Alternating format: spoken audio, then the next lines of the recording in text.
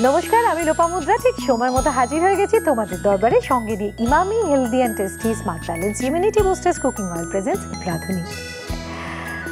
আমাদের আকাশ আর বরাবরই বাংলার বৃহৎ সাহিত্য সম্ভারকে নিয়ে কাজ করে এসেছে, তেমনি আজ থেকেও প্রতিদিন সোম থেকে শনি রাত 9:30টায় শুরু হয়ে যাচ্ছে বাংলার এক বিখ্যাত সাহিত্যিক সুবোধ ঘোষের কাহিনী অবলম্বনে নতুন সিরিয়াল শ্রেয়সী।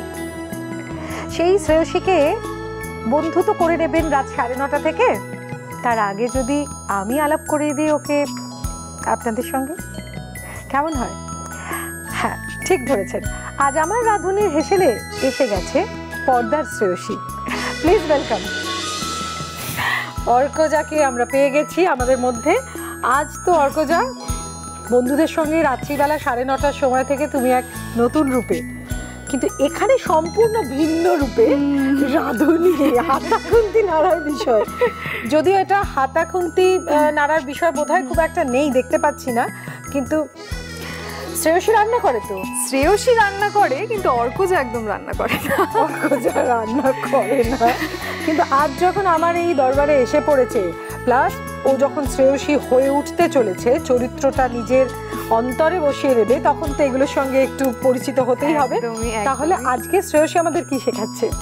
আজকে আমি শেখাতে চলেছি ইজি মাটন কাঠি কাবাব। খুব ইজি একটা রেসিপি, মানে মায়ের থেকে শিখে এসেছি আমি। আজকে তোমাদের সবাইকে দেখাবো বলে, শ্রেয়সী তোমাদের সবাইকে দেখাবে। শ্রেয়সী সবাইকে শেখাবে। শ্রেয়সী নিজে যেহেতু রান্নাটা খুব একটা মানে করে উঠতে পারে না ওর শুটিং শিডিউল মেনটেন করে, সেহেতু ও আইটেমটাও বেছে নিয়েছে এরকমই একটা ইজি মাটন কাঠি কাবাব বানিয়ে দেখাচ্ছে পর্দার শ্রেয়সী।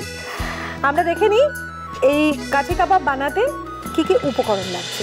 ইজি মাটন কাঠি কাবাব। উপকরণ: মাটন, পেঁয়াজ, ক্যাপসিকাম, টমেটো, রসুন বাটা, আদা বাটা, গ্রেট করা পেঁপে, শুকনো লঙ্কা গুঁড়ো, ধনে গুঁড়ো, গরম মশলা গুঁড়ো, নুন, টক দই, সাদা তেল, গোলমরিচ গুঁড়ো, চাট মশলা, মাখন। এবার আমরা ব্যাপারটা যাওয়ার আগে হাতটা একটু স্যানিটাইজ করে। অবশ্যই, খুব জরুরি জিনিস, খুব জরুরি। আমাদের এই রাঁধুনির হেসেলকেও কিন্তু সুরক্ষিত রাখতে আয়ুষ শক্তি প্রতিদিন স্যানিটাইজ করে দেয়। এমনকি শ্রেয়সী আজকে যে উপহারগুলো পাবে রান্না শেষে, তার মধ্যে আয়ুষ শক্তি ফাইনাল থাকছে। আচ্ছা আচ্ছা অর্কদা, রান্না তো করা হয় না খুব একটা, ঘর পরিষ্কারে হেল্প করা হয় খুব। কি বলতো, আমাদের শুটিং শিডিউল এমন থাকে। শুরু করে দে। হ্যাঁ হ্যাঁ, একদম নিজের হেসেল, দায়িত্ব না। আরে আমি তো একটু রিলিফ থাকি। যেটা হয় আমাদের শুটিং শিডিউল, মানে তোমাকে তো আলাদা করে কিছু বলতে হবে না, মানে এমন থাকে যে কি বলতো, মানে মায়ের দায়িত্বটা বেশি হয়ে যায় আর কি। মানে আমি যতটা না করি, হয়তো আমার ঘর গোছানোর দায়িত্বটাও মায়েরই হয়ে যায়। সেই মাঝে মাঝে ছুটি থাকলে করি অবশ্য কিছু, তখন মাকে একটু হেল্প করা হয়। তাহলে আজকে যখন মা দেখছে পর্দার ওপার থেকে মেয়েকে দেখে, এবার মনে হচ্ছে তৈরি। আসলে শ্রেয়সীকে তো তৈরি হতেই হবে না? শ্রেয়সীকে বোধহয় খুব অল্প দিনের মধ্যে শ্বশুরবাড়ি যেতে হবে। অল্প দিনের মধ্যে শ্বশুরবাড়ি চলে যেতে হবে। শ্রেয়সী কি বলতো, মানে আজকের যুগের একেবারে মহীয়সী নারী। যে গল্পটা সুবোধ ঘোষের অনেক আগের গল্প, কিন্তু আমরা নিয়ে এসেছি একদম মডার্ন যুগে আর কি। আচ্ছা, মানে যারা টেলিকাস্টে দেখবেন তারা একদম রিলেট করতে পারবেন শ্রেয়সী চরিত্রটার সাথে। এবং সুবোধ ঘোষ একজন অসামান্য সাহিত্যিক। তার লেখা উপন্যাসে আমি যে শ্রেয়সীর মতন একটা চরিত্রে অভিনয় করতে পারছি, সেটা মানে আমার কাছে পাওনা। মানে আমি আকাশ আজকে অত্যন্ত ধন্যবাদ জানাতে চাই আমাকে এরকম একটা চরিত্রে বাছার জন্য। একদমই একদমই। শ্রেয়সী আসলে আমার খুব পছন্দের একটা চরিত্র। মানে উপন্যাসটা যখন পড়েছিলাম আমার এত কাছের হয়ে গেছিল, এবং সেই চরিত্রটা আমি করতে পারছি, দর্শকদের উপহার দিতে পারছি, তার জন্য আকাশ আজকে আমি বিশেষভাবে ধন্যবাদ জানাতে চাই। এটা কি সিরিয়ালের জন্যই পড়া হয়েছিল নাকি আগে? মানে না, আগে দেখো, আমি বাংলা সাহিত্যের ছাত্রী, সুতরাং আমি এগুলো পড়েছি কিছুটা, এবং সুবোধ ঘোষ আমার ভীষণই একজন প্রিয় লেখক। হ্যাঁ, সেই সূত্রে আমি শ্রেয়সী অনেকদিন আগে পড়েছিলাম। সিরিয়ালটা করার জন্য আমি আবার করে পড়লাম, এবং আরো গভীরে যাওয়ার জন্য শ্রেয়সীর যে মনস্তত্ত্বটা বোঝার জন্য। একদমই ঠিক বলেছো। শুটিং শুরু হয়েছে কতদিন? শুটিং শুরু হয়েছে আমাদের অনেক দিন হয়ে গেল। আমাদের বারুইপুর রাজবাড়িতে শুটিং হচ্ছে। এটা আমি খুব কি বলবো, মানে একটা রিয়েল লোকেশনে, এবং গল্পটাও এখন আমি বলতে চাই না, আজ রাত থেকে দেখে নেবেন। এবং যেভাবে গল্পটা রিয়েল লোকেশনে শুট হচ্ছে সেইটা আরো ইন্টারেস্ট। মানে গল্পটায় বাড়িটা খুব ইম্পর্টেন্ট, মানে বাড়িটাই তো বাড়িটাই একটা চরিত্র, এবং বারুইপুর রাজবাড়ির লোকেশনটা এতটাই সুন্দর এবং সেখানে শুটিং করতে না মানে আলাদাই মজা লাগছে। একদমই তাই। আচ্ছা, আমাদের দর্শকদের শ্রেয়সী সম্পর্কে আমরা কি বলতে পারি, মানে এটা দেখবে কি কারণে, যদি একটা স্পেসিফিক্যালি যদি বলতে হয় যে এই জন্যে, মানে অন্য কোনো সিরিয়াল না দেখে এই সময় শ্রেয়সী দেখবে, সেটা কি জন্য? সেটা আচ্ছা, ওটা বলার আগে তুমি একবার একটু মনে করিয়ে দাও তো কি কি মেশালে। আমি মেশালাম হচ্ছে পেঁপে কুড়োনো, আদা বাটা, নুন, একটুখানি লঙ্কা গুঁড়ো, গরম মশলা, ধনে গুঁড়ো, জিরে গুঁড়ো। হ্যাঁ, শ্রেয়সী কেন দেখবেন? শ্রেয়সীর মূল চরিত্র এবং মূল আকর্ষণ হচ্ছে শ্রেয়সীর গল্প। মানে শ্রেয়সীর গল্পটা এতটাই ইন্টারেস্টিং, আমি মানে হয়তো কোনো সিরিয়াল মানুষ কোনো এক বিশেষ অভিনেতাকে দেখার জন্য দেখে বা বিশেষ কোনো অভিনেত্রীকে দেখার জন্য দেখে, কিন্তু আমি বলবো শ্রেয়সী গল্পের মূল হিরো বা হিরোইন হচ্ছে শ্রেয়সীর গল্প। মানে সুবোধ ঘোষ এত সুন্দর করে গল্পটা চিত্রায়িত করেছে এবং এত সুন্দর করে আমরা শুটিং করছি, কি বলবো, হয় না আত্মতুষ্টি, সেটা হচ্ছে।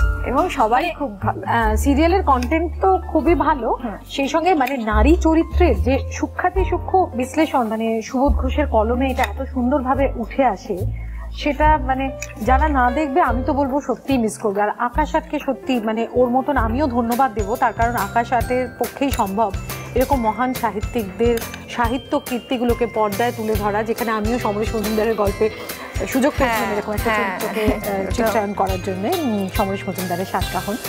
তো এটা ম্যারিনেট করা হয়ে গেছে মোটামুটি। আচ্ছা, এটা কিছুক্ষণ টক দইটা শুধু মেশাতে হবে ম্যারিনেশনের সময় জন্য। শ্রেয়সী আস্তে আস্তে পটু হচ্ছে। তুমি এবার ভালো করে মাখতে পারো, কেননা হাতটা স্যানিটাইজ করা আছে, কোনো অসুবিধা নেই, কেন হাতের 5টা আঙুলের আলাদা আলাদা যে 5টা স্বাদ সেটা এই রান্নার মধ্যে মিশতে হবে। এখন তো নিশ্চয়ই বিয়ে হয়নি না? এখন এটা বিয়ের আগে লুক, বিয়ের পরে একটা লুক চেঞ্জ তো অবভিয়াসলি হয়, যে সিরিয়ালে যেরকম হয়ে থাকে আর কি। এটা বিয়ের আগে আর কি, মানে শ্রেয়সী চরিত্রটা কি বলো আস্তে আস্তে বুঝতে পারবে, ভীষণ পরোপকারী, ভীষণ কি বলবো, মানুষের সাথে মানুষের উপকার করতে ভালোবাসে এবং ভীষণ নিঃস্বার্থ একটি মেয়ে, এবং সে নিজের মামার কাছে মানুষ এবং মামার সব কিছু সে আর কি। মানে শ্রেয়সী অনাথ হলেও মামার আদরে বড় হয়েছে। আর আমাদের প্রিয় বন্ধু, প্রিয় বোন অর্কজা, সেও কিন্তু খুব আদরেই বড় হয়, সেটা আমি ব্যক্তিগতভাবে জানি। মাঝে মাঝে সময় পেলেই বাবা মায়ের সঙ্গে বেড়াতে বেরিয়ে যায়, খেতে চলে যায়, কিন্তু এবার রান্নাটাও করতে হবে। মানে মা বাবা আমায় আদরে মানে বাদর করে রেখে দিয়েছে, তো মানে সেটা আমার রান্নার বাবা মায়ের নমুনা দেখলে দিদি বোধহয় বাইরে থাকে বলে সেই আদরের ভাগটা একটু কম পায়, ভার্চুয়াল লেভেলের আদরটা পায়, আর ও ছোট মেয়ে, ও বাড়িতে আদরটা পায়। একদমই, মানে আমার দিদির ভাগের আদর, আমার ভাগের আদর, মানে আমি উপরি পাও না, মানে উপচে পড়ছে ভালোবাসা। আর আজ থেকে পর্দায় শ্রেয়সী যখন আসবে তখন দর্শকদের ভালোবাসাটাও ঠিক এমনটাই হতে হবে। সেটা মানে কি বলবো, সেটা আমার কাছে সব থেকে বড় পাওনা এই মুহূর্তে। আচ্ছা, এটা ম্যারিনেট করে একটু রাখতে হবে, তারপর আমরা কাবাবটা বানাবো। আচ্ছা, শ্রেয়সীর ম্যারিনেশন পর্ব শেষ হয়ে গেছে, এবার কাবাবটা বানাতে হবে। তাহলে এই গ্রিল প্যানটা আমি এখানে জেলে দিই। হ্যাঁ, জেলে দাও, এখানে একটু সাদা তেল দিয়ে দাও। আচ্ছা, এতে সাদা তেল, সেক্ষেত্রে আমরা ব্যবহার করছি Emami healthy and tasty smart balance immunity boosters cooking oil. এটা কিন্তু এই সময় দাঁড়িয়ে যে আমাদের ইমিউনিটির খুব মানে দরকার, প্রয়োজন, তার জন্য এই তেলটা কিন্তু খুব উপকারী। মাকে গিয়ে বলবে, একদম, আশা করি তোমার মা জানে। হ্যাঁ। আচ্ছা, তুমি যে এই শ্রেয়সী হয়ে উঠছো আস্তে আস্তে, সেটার জন্য কি আলাদা করে তোমাকে কিছু করতে হয়েছে? আলাদা করে করতে হয়েছে বলতে এই রান্নাটা শিখতে হচ্ছে, এটা একটা বড় টাস্ক, এটা একটা বড় টাস্ক। আর বলতে কি বলতো, শ্রেয়সী চরিত্রটার সাথে অর্কজার মিল অমিল দুটোই আছে। মিলগুলোকে খুঁজে বার করার চেষ্টা করছি প্রাথমিকভাবে, তারপর সেগুলোর উপর বেশি জোর দেওয়া, সেগুলোর উপর বেশি জোর দেওয়া, আর যেটা অমিল সেটা একটু সেইগুলোকে meet up করা। যেমন শ্রেয়সী খুব ভালো গান গায়, আমিও গান শিখেছি। তাহলে শ্রেয়সী রান্না করবে, গান করবে, অনেক কিছু করবে তোমাদের মনোরঞ্জনের জন্য। আমি একটা প্রশ্ন করতে চাই, আমাকে একটু এটা দাও না। শ্রেয়সী এটা করার জন্যে মানে সময়টা তো অনেকটা দিতে হবে। এই চরিত্রটা করতে গেলে তো সপ্তাহে 2 দিন 3 দিন নয়, পুরো সারা মাস সারা বছর জুড়ে এটার সঙ্গে থাকতে হবে। তোমার লাইফস্টাইলে কিছু চেঞ্জ করতে হয়েছে? লাইফস্টাইলে চেঞ্জ করতে হয়েছে, দেখো মানে কাজটা আমার কাছে সবার আগে প্রায়োরিটি পায় সব সময়। হ্যাঁ মানে বাবা মার সাথে সময় কাটানোটা একটু কমে যাবে, বন্ধু বান্ধবদের সাথে দেখা করাটা একটু কমে যাবে, কিন্তু ওই ছুটি ছাটা পেলে চুপ করে বেড়াতে যাওয়াটা কমে যাওয়াটাই আমি সব থেকে আফসোস করি এবং করব।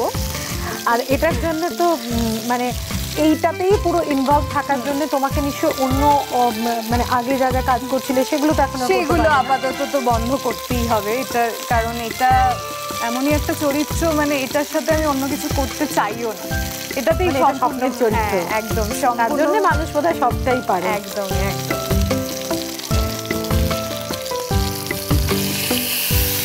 এইভাবে একের পর এক ইজি মাটন কাঠি কাবাব তৈরি হতে চলেছে। আমরা ব্রেকের মধ্যে বাকিটা করে ফেলছি। আর এই রকম সহজ সরল একটা মেয়েকে আজ থেকে সোম থেকে শনি প্রতিদিন 9:30টায় নিজের বাড়িতে দেখতেই হবে, কেমন? আর রাঁধুনির হেসেলে আজ পর্দার শ্রেয়সী, মানে আমার খুব প্রিয় অর্কজা, ও কিন্তু মানে ইজি একটা রেসিপি আমাদের শেয়ার করলো, ইজি মাটন কাঠি কাবাব। সেটা তো এবার আমাদের টেস্ট করতে হবে। ও খাবে, কেমন নিজে নিজে রান্নাটা করলো সেটা তো ওকে দেখতে হবে, কেননা এরপর ওকে হামেশাই শ্বশুর বাড়িতে গিয়ে রান্নাটা করতে হবে। ইজি মাটন কাঠি কাবাব। উপকরণ: মাটন, পেঁয়াজ, ক্যাপসিকাম, টমেটো, রসুন বাটা, আদা বাটা, গ্রেট করা পেঁপে, শুকনো লঙ্কা গুঁড়ো, ধনে গুঁড়ো, গরম মশলা গুঁড়ো, নুন, টক দই, সাদা তেল, গোলমরিচ গুঁড়ো, চাট মশলা, মাখন।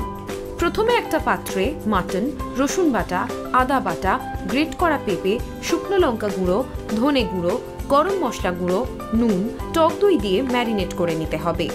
এরপর একটা কাঠিতে ম্যারিনেট করা মাটন, পেঁয়াজ, ক্যাপসিকাম, টমেটো গেঁথে গ্রিল প্যানে সাদা তেল গরম করে সেঁকে নিয়ে গোলমরিচ গুঁড়ো, চাট মশলা ছড়িয়ে ও মাখন ব্রাশ করে পরিবেশন করুন ইজি মাটন কাঠি কাবাব। আমি তোমাকে তুলে দিচ্ছি, তুমি নিজে খেয়ে বলো কেমন হয়েছে। তুমি খাও? হ্যাঁ আমি তো খাবোই অবশ্যই। কাঁচা তুমি বানিয়েছো কাঁচা হাতের রান্না, কিন্তু রান্নাটা বেশ পাকা পাকা হয়েছে দেখতে মনে হচ্ছে, মানে রান্নাটা পেকেছে ভালো। পেকেছে ভালো। তোমার শাড়িটা কিন্তু খুব সুন্দর। তাই? হ্যাঁ। আচ্ছা তুমি শাড়ি পরো কি? আমি শাড়ি বলতে হ্যাঁ পরি, কিন্তু চরিত্রের প্রয়োজন। এমনিতে বোধহয় একটু সালোয়ার কামিজে বেশি কমফোর্টেবল আমি। বেশ, তাহলে আমি তোমাকে একটা সন্ধান দিয়ে দিই, সেটা হচ্ছে আমারই সুন্দর শাড়িটা দিয়েছে প্রিয় গোপাল বিষয়। তুমি যেটা করতে পারবে সেটা হলো বিশেষ দিনে তোমার মায়ের জন্য প্রিয় গোপাল বিষয় থেকে এরকম সুন্দর শাড়ি কালেক্ট করতে পারো। থ্যাংক ইউ সো মাচ, মানে আমার মা এটা জেনে সব থেকে খুশি। আর তোমরাও রাঁধুনি কালেকশন পেতে হলে যেতে হবে প্রিয় গোপাল বিষয়ের যে কোনো আউটলেটে। এটা তাহলে এবার খেতে হবে। একটু খেয়ে দেখি। দেখতে খারাপ লাগছে না? দেখতে তো খুবই ভালো হয়েছে। খেতে কিরকম হবে?